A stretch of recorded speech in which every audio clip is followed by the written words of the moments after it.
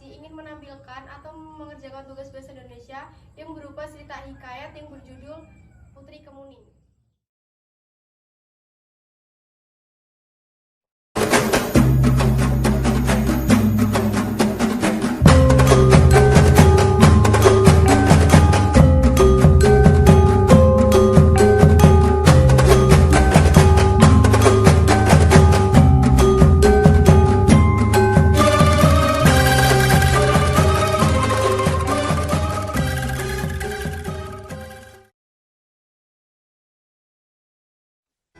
Dahulu kala, ada seorang raja mempunyai 10 putri cantik. Sang raja itu terkenal kebijaksanaannya. Namun, ia terlalu sibuk di kepemimpinannya yang menyebabkan ia tidak bisa mendidik putri-putrinya. Istri sang raja pun juga meninggal setelah melahirkan anak bungsunya. Sehingga anak-anaknya diurus inang pengasuh. Hal ini membuat mereka menjadi manja dan nakal.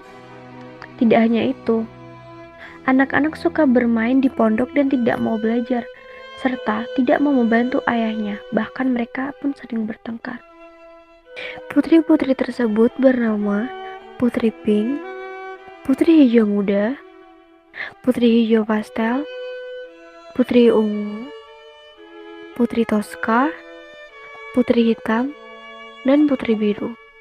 Ada Putri Merah dan Putri Hijau yang merupakan putri tertua. Selain putri tertua, mereka juga putri yang memiliki sikap paling buruk. Dan yang terakhir adalah Putri Kuning, si anak bungsu. Namun, Putri Kuning ini memiliki perbedaan sikap, yaitu dia tidak manja dan tidak nakal. Pada suatu hari, raja akan pergi jauh. Lalu, ia mengumpulkan ke-10 putrinya. Wahai putriku, aku akan pergi jauh dan lama. Oleh-oleh apa yang kalian inginkan? Aku ingin perhiasan, jangan hanya satu, ayah. Aku ingin kain sutra yang berkilau, ayah. Anaknya meminta hadiah yang sangatlah mahal. Namun, berbeda dengan Putri Kuning. Aku tidak meminta apapun, ayah. Aku hanya ingin ayah kembali dengan selamat. Terima kasih putriku, perkataanmu sangat menyentuh di hati ayah. Ayah akan berjanji jangan pulang dengan selamat. Terima kasih, ayah. Hati-hati di sana. Selama kepergian sang raja, para putri semakin nakal dan malas. Bahkan, mereka sering membentak serta menyuruh pelayan untuk menuruti kemauan mereka. Pada suatu hari, para putri mendatangi taman, dan tak disangka-sangka mereka merusak taman itu. Putri Kuning sedih melihat hal itu, karena taman itu tempat kesayangan ayahnya. Tanpa ragu, si Putri Kuning pun mengambil sapu. Lalu ia mulai membersihkan taman dari daun kering. Ketika para putri melihat adiknya menyapu, mereka tertawa. Taman istana yang sudah rapi pun kembali kotor. Kejadian itu terus berulang-ulang, hingga Putri Kuning kelelahan. Lalu Putri Kuning pun berbicara. Abang kosong, sudah bersihkan. Kalian memang sangat keterlaluan. Kalian tidak pantas untuk mendapatkan hadiah dari ayah. Sudahlah, ayo kita pergi ke semua.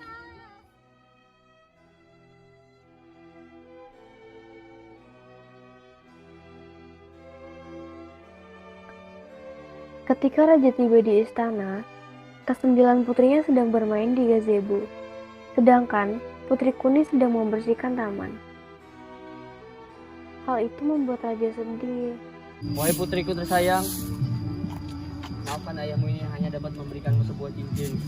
Itu pun berwarna hijau, bukan berwarna kuning seperti yang kau inginkan. Tidak apa-apa, ayah.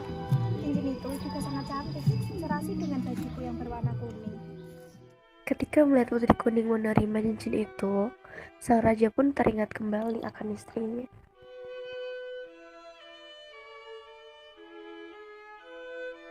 Keesokan harinya, si bungsu sedang duduk di tangga sekitar taman. Tiba-tiba, si sulung pun datang, dan ia melihat benda cantik yang ada pada tubuh si Kuning. Putri Hijau yang melihat benda itu pun terobsesi ingin memilikinya. Namun Putri Kuning tidak ingin memberikannya. Wah, apa itu? Ini warna hijau, seharusnya untukku, bukan milikmu, kan aku berwarna hijau. Tetapi ayah telah memberikannya kepadaku, bukan kepadamu. Lalu Putri Hijau pun pergi karena ia tidak mendapatkan apa yang ia inginkan. Ia pun berencana memprovokasi saudari-saudarinya yang lain.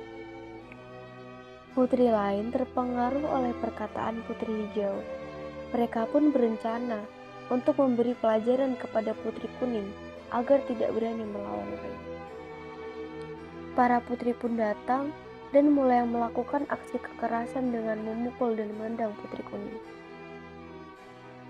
Padahal Putri Kuning pun sudah mengatakan apa yang sebenarnya, tetapi mereka sudah dibutakan oleh amarah sehingga tidak mendengarkan kebenaran yang diucapkan Putri Kuning. Tak disangka-sangka, Putri Kuning meninggal karena pukulan yang terlalu banyak dan kuat daripada saudarinya. Mereka pun yang panik segera mengusung Putri Kuning untuk dikubur di taman sebelum raja mengetahui hal itu.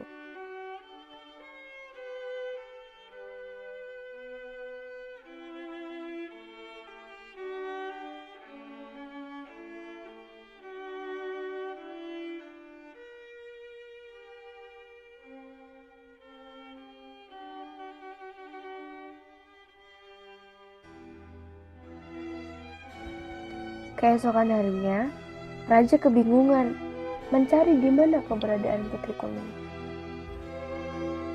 Raja mengumpulkan seluruh penduduk istana untuk menanyakan bernilai hilangnya Putri Kuning. Namun, penduduk istana tidak ada yang mengetahui Putri Kuning ketika raja mencarinya. Raja pun sangat marah karena putrinya hanya diam saja. Gimana sih Putri Kuning? Saya tidak tahu, Ayah. Gimana sih? Kan tadi bersama kalian. Karena raja sudah tidak tahan dengan sikap putrinya, lalu raja pun mengirimkan para putrinya ke tempat pendidikan yang jauh agar mereka mengerti tata krama.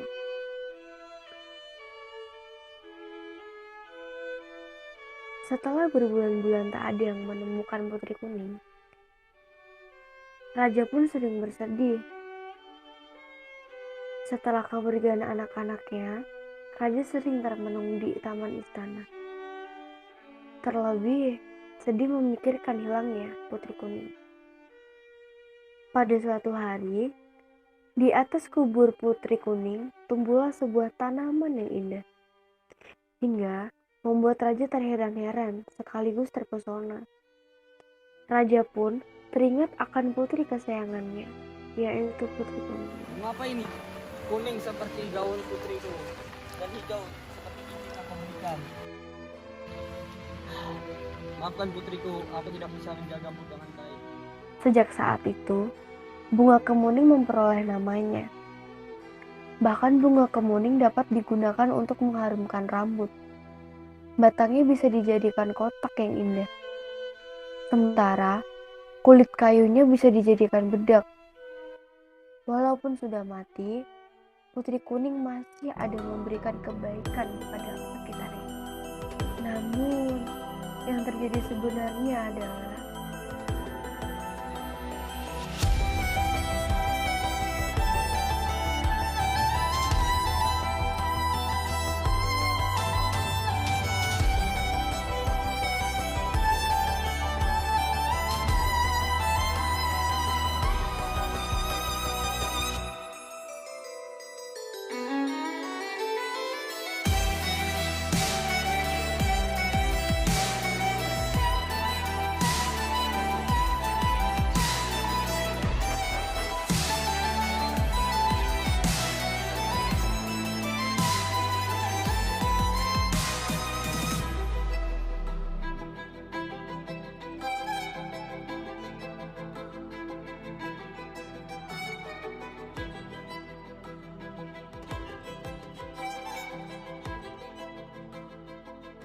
Sekian kita hikayat dari sebuah akuntansi. Terima kasih.